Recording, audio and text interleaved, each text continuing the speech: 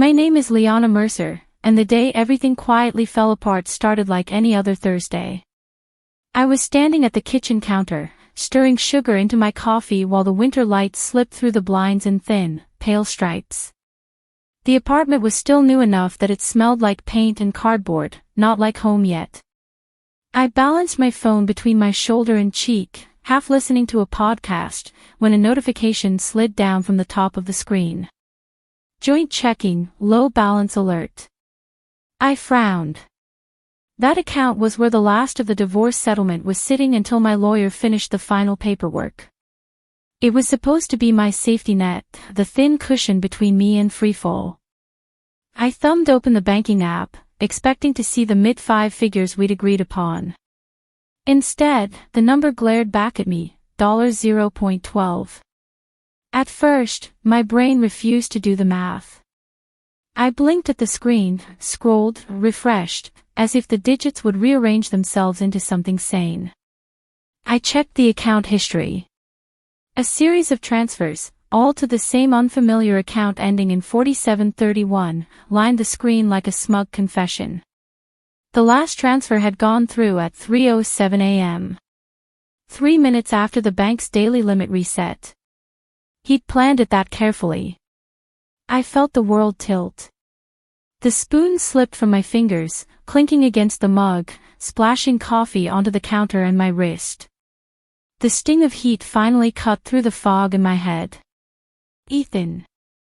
My ex-husband had told the court he was financially devastated by our separation. He'd cried, actually cried, on the stand about how the market downturn had wiped out our savings and how he wished he could do more but simply couldn't. The judge had believed him. I had watched him swear to tell the truth with the same hand that used to rest on the small of my back. Now, the trail of transfers on my phone told another story. My fingers shook as I took screenshots of every transaction, every date, every amount. I forwarded them to my lawyer with a single, flat message. He emptied the joint account. Outside, a bus hissed to a stop on the street below. Someone laughed. Somewhere, a dog barked. The ordinary sounds of the city leaked through the window, painfully normal, indifferent to the fact that the floor had just fallen away from under my life. I wiped my wrist with the edge of a dish towel and stared at the empty balance until my eyes blurred. This wasn't just money. It was rent, groceries, the ability to say yes when my younger sister asked if I wanted to meet for coffee without mentally calculating how many days until payday. It was the promise the court had made, that I would, at the very least, not be ruined. My phone buzzed in my hand. A new email from my lawyer, Hannah. Subject * call me. Now. The podcast kept speaking calmly in my ear about mindfulness and acceptance while my heart hammered against my ribs. I pulled out my earphones, silencing the gentle voice. The morning light had shifted slightly. My coffee had gone cold. Okay, I whispered to no one. Round 2. By the time I reached Hannah's office that afternoon, the clouds had thickened into a flat gray ceiling over the city. The wind smelled like exhaust and snow, the kind of cold that slips under your coat and curls around your bones. Her office was on the 17th floor, behind glass doors and a brass plaque.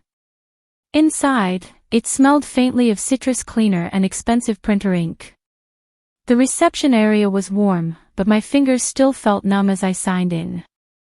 Hannah opened her door before the receptionist could announce me. She was in her usual uniform, navy suit, dark hair twisted into a loose knot, eyes that missed nothing. Liana, she said softly. Come in. I handed her my phone without a word. She pulled up the screenshots, her brows drawing together as she flicked through them. The only sound in the room was the quiet hum of the heater and the occasional click of her mouse as she checked something on her computer. Finally, she exhaled. He transferred everything out of the joint account 3 days after the final hearing. She looked up at me. That money was explicitly assigned to you in the settlement. Can he do that? I heard how small my voice sounded and hated it. No, she said. Not legally. But he did. I sank into the chair across from her desk. For a moment, I stared at my hands in my lap. I'd painted my nails a muted rose a few days ago, a small act of reclaiming myself.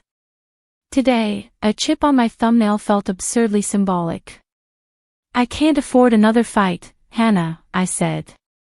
I'm already behind on everything. Rent, utilities. I'm stretching freelance work as far as I can. I don't even know if I can pay your bill this month. Her expression softened, but her voice stayed firm. Listen to me. This is not you asking for more than you deserve. This is enforcement of what the court already ordered. He didn't just take extra. He stole the very thing that was supposed to keep you afloat. The word stole hung in the air. I thought about the apartment, boxes still stacked in corners because I hadn't had the energy to unpack them. About the way I'd been rationing my groceries, pretending that black coffee counted as breakfast and dinner. About the nights I lay awake listening to the radiator crack and hiss, trying not to replay every cruel sentence from the divorce proceedings. He said I was greedy, I murmured. Said I was trying to bleed him dry. He told my friends that. I swallowed. Some of them believed him. That's how people like Ethan operate, Hannah said. They cry poor and hide their money. They play victim while they move pieces behind the scenes. The fluorescent lights above buzzed softly. Somewhere down the hall, a phone rang and was answered. The world kept moving. So what happens now? I asked. Now, she said, a steely calm flowing into her tone, we file a motion for contempt. We ask the court to compel full financial disclosure again. This time, we dig deeper. It'll be my word against his tears, I said bitterly. Not if we find proof, she replied. Those transfers, to that account ending in 4731, are a start. Money doesn't vanish. It leaves a trail. As I left her office, the city below looked different. The same gray streets, the same traffic, but I saw it all through a thin veil of dread and defiance. I hugged my coat tighter around myself as I walked to the bus stop. Ethan had taken almost everything, the house, most of our shared friends, the narrative about who I was. But as the wind shoved against my face, I realized something he hadn't counted on. He had also given me something, a clear, undeniable wrong. And that meant, somewhere, there was a way to make it right. The weeks that followed blurred into a strange mix of anxiety and routine. I woke up, made coffee, sent pitches to clients, and tried to pretend my life wasn't balanced on a knife's edge. At night, I fell asleep staring at the cracks in the ceiling, counting backwards from 100 just to keep my mind from spiraling. Hannah filed the motion. Ethan, predictably, responded through his lawyer with indignation and wounded disbelief. He vehemently denied any wrongdoing. It was a technical issue at the bank. He would never intentionally harm me. I read his written response on my laptop at the kitchen table, the glow of the screen making the room feel colder. His lies were so smooth I almost could have believed them myself if I hadn't been the one staring at a 12-cent balance. The judge granted a hearing and ordered him to produce additional financial records. It should have been simple, but simple doesn't exist when someone is determined to hide. He's complying, Hannah said over the phone one afternoon, but selectively. Numbers are missing. Accounts just appear and disappear. Something isn't right. Can they do anything? I asked, watching a thin line of rain trace its way down the window. Outside, cars hissed along the wet street. We can request a forensic accountant, she said. It's not cheap, but... Liana, I think it might be necessary. I didn't have the money for expensive experts, but I also didn't have the luxury of walking away. The settlement Ethan had emptied wasn't just extra, without it, I was a few bad weeks away from choosing between rent and food. "Do it," I said, my voice steady.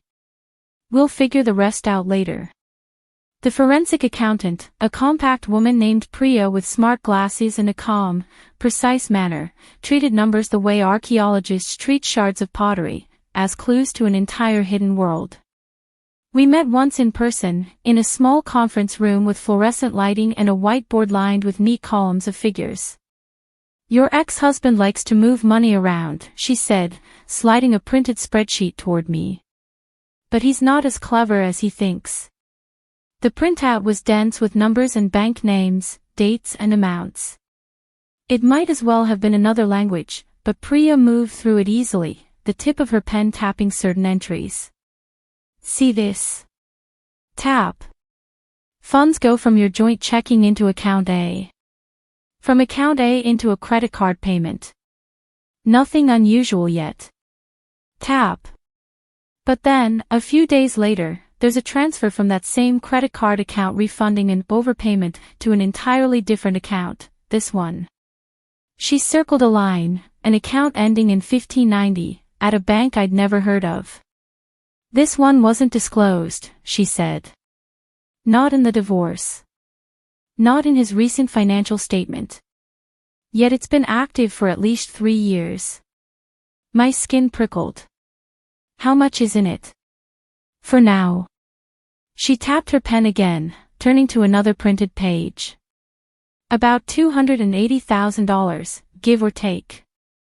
The room seemed to tilt. I grabbed the edge of the table. 200, I repeated. "And 80,000, she finished gently. A mix of what appears to be business income he never reported as household earnings, and transfers that correlate suspiciously with the dates your joint savings started declining." Priya slid another sheet toward me. This one was simpler, logos of banks, account numbers, arrows drawn between them like a map. At the top, in neat blue ink, she'd written, "Undeclared account, likely asset concealment." The paper was thin and slightly warm from the printer. It felt heavier than any legal document I'd ever touched. "This," she said, tapping the heading, "is what we'll bring to court. Along with the statements. The judge may have believed his story once. They will not ignore this." I stared at the words, my heart pounding in my ears. In that moment, the betrayal crystallized, not just as emotional cruelty or selfishness, but as calculated, deliberate theft. He hadn't just fallen out of love with me. He had planned, over years, to separate his wealth from our life, brick by invisible brick, while smiling across the dinner table. I slipped the printed packet into a folder, my fingers lingering on the label. For the first time since the divorce, I felt something sharp and steady cut through the fog of helplessness. It was not rage. It was not vindictiveness. It was clarity. The courthouse always smelled faintly of old paper and disinfectant. On the morning of the hearing, the air outside was crisp, the sky a washed-out blue that made everything look a little too exposed. I arrived early, clutching the navy folder that held Priya's report like it was a life raft. Hannah walked beside me, her heels making quiet, measured sounds against the polished floor. "You ready?" she asked softly as we approached the courtroom doors. "No," I said truthfully. "But I'm here." Inside, the courtroom was a familiar theater, wooden benches, the raised bench where the judge would sit, the empty witness stand. The hum of whispered conversations filled the space like static. Ethan was already there, sitting at the respondent's table in a tailored charcoal suit. He glanced up as we entered. For a second, our eyes met. His expression was unreadable, somewhere between irritation and practiced sorrow. The last time I'd sat across from him in this room, I'd still had a thin thread of hope that we could end things with a shred of dignity. Today, that thread was gone. The judge took the bench, and the room shifted from murmurs to silence. My heart thudded in my chest in time with the clock on the wall. "Ms. Mercer," the judge said at one point, peering over their glasses, "Your counsel alleges that Mr. Caro concealed assets both during and after the divorce proceedings. We will hear evidence." Hannah stood. Her voice was calm, each word crisp. "Your Honor, we present the findings of Ms. Priya Nair, a certified forensic accountant. These documents," she held up the Navy folder, "show a pattern of transfers from accounts disclosed to this court into accounts that were deliberately omitted from Mr. Caro financial statements." As Priya took the stand, my fingers curled around the edge of the table. Ethan watched her with polite disinterest, the same expression he used to wear in meetings he thought were beneath him. Priya was unshakable. She spoke slowly, explaining every chart, every arrow, every date. She showed how funds had been siphoned off, disguised as business expenses, and funneled into the hidden account. She showed the timing, transfers aligning perfectly with the months Ethan had claimed, unexpected losses, and cash flow issues to justify cutting our household budget. At one point, Hannah asked, "In your professional opinion, Ms. Nair, could these omissions be accidental?" Priya paused. The courtroom was so quiet I could hear someone's chair creak in the back row. "In my opinion," she said, "this pattern indicates intentional asset concealment." On the other side of the room, Ethan shifted in his seat. His lawyer tried to poke holes, of course. Suggested accounting errors, misunderstandings between separate business and personal accounts, innocent oversights. Priya answered each question with the same calm precision. "Is it possible," his lawyer asked, "that my client did not fully understand the complexity of his own finances?" Priya tilted her head slightly. "Mr. Caro holds an MBA in finance," she replied. "He would understand this." The judge's gaze slid toward Ethan. For the first time, I watched his confident posture falter. When it was over, Ethan was called to the stand. He swore to tell the truth, as he had before. But this time, the words seemed to snag in his throat. Under Hannah's questioning, he stumbled. He couldn't explain why the 1590 account hadn't appeared in his disclosure forms. He couldn't explain why he had transferred nearly the exact amount of my settlement out of the joint account within days of the court's order. He tried to look wounded, to invoke the familiar narrative of the ruined man at the mercy of his vindictive ex. But the numbers on the pages in front of the judge spoke more clearly than any tear ever could. After closing arguments, the judge called for a brief recess to review the documents again. The room emptied into the hallway, leaving me standing near a window that overlooked the city. The glass was cool against my palm as I leaned on it. The streets below looked small, almost toy-like. For a moment, I just watched the tiny flickers of traffic lights, the movement of people who had no idea a stranger's life was being rearranged upstairs. Hannah joined me. "Whatever happens," she said quietly, "you showed the truth. That matters." I nodded, though my stomach twisted. Justice was never guaranteed. But as we returned to our seats and the judge re-entered, I realized something vital had already shifted. I was no longer the woman sitting mute while someone else narrated my life. When the judge spoke, their voice was measured, but there was an unmistakable edge of disapproval. "Mr. Caro," they said, "the evidence of concealed assets and violation of this court's orders is compelling." The rest came in a series of sentences that felt like exhaling after holding my breath for a year. The court's order didn't undo everything Ethan had taken from me, but it did something I hadn't dared to imagine for months: it restored balance. The judge ruled that the hidden account was to be treated as marital property that had been wrongfully concealed. A substantial portion of those funds was awarded to me, along with my original settlement restored in full. On top of that, the court ordered penalties and legal fees to be paid by Ethan for his deliberate non-disclosure. He didn't go to jail. There were no handcuffs, no dramatic exits. Just a formal reprimand, a tightening of financial scrutiny around him, and a figure on a piece of paper that meant I wouldn't be choosing between rent and groceries anymore. It was a quiet kind of justice, the kind that unfolds in signed orders and bank transfers rather than shouting matches. The day the first corrected deposit hit my new account, an account in my name only, I sat at my small kitchen table and watched the numbers appear on the screen. The radiator rattled softly. Outside, someone was playing a tinny pop song from a car radio. It wasn't about being rich. It was about the absence of constant fear, the ability to breathe and make decisions without the shadow of scarcity pressing down on every thought. I used a portion of the money to pay off the lingering debts the divorce had left me with. The rest, I tucked into savings. It felt almost ceremonial, like placing bricks back into a foundation that had been carelessly kicked apart. In the months that followed, my life didn't magically transform. The work was still hard. Healing was not linear. Some days I woke up angry, other days numb, and occasionally, unexpectedly light. But there was a steadiness now, a sense that my future belonged to me again. I signed a lease on a slightly brighter apartment at the edge of the city, a place with big windows and scuffed wooden floors that caught the afternoon light just right. On my first night there, I sat cross-legged on the floor amidst half-unpacked boxes, holding a mug of tea and listening to the gentle hum of the building.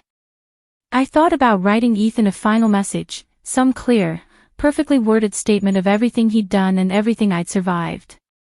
Something that would land like a gavel. In the end, I didn't. Instead, I wrote a different kind of letter, one addressed to myself. It filled 3 pages of a plain notebook, a record of the woman who had walked through courtrooms with shaking hands, who had sat in cold apartments making lists of what bills could be postponed, who had kept moving forward even when it felt pointless. I wrote about her quiet resilience, her stubborn insistence on the truth, her refusal to let someone else's lies define her. At the end, I wrote one simple line. You were never asking for too much. You were asking to be treated fairly, ***. I tore the pages out, folded them carefully, and tucked them into a small box with other things I'd decided to keep, the Navy folder with Priya's report, the court's amended order, and a printout of my new account balance, not as a trophy, but as a reminder. Not of what Ethan tried to hide, but of what I found, not just his secret account, but my own capacity to stand up when everything inside me wanted to collapse. Sometimes, late in the evening, I'd sit by the window with a book and look down at the city lights. I thought about all the stories happening behind those windows, people losing and finding themselves, being betrayed and choosing, somehow, to rebuild. My life now is quieter than it was before, but in that quiet, there is space. Space to work without panic. Space to laugh with my sister over coffee without silently calculating the cost. Space to feel the weight of my own name, Liana Mercer, without it being tethered to his. Ethan still exists in the world, somewhere in that web of office towers and polished lobbies. He still has money, less than he expected, perhaps, but he no longer has the power to dictate my narrative. That power is mine. On a rainy evening not long ago, I logged into my bank account for a routine check. The balance was steady. Predictable. Ordinary.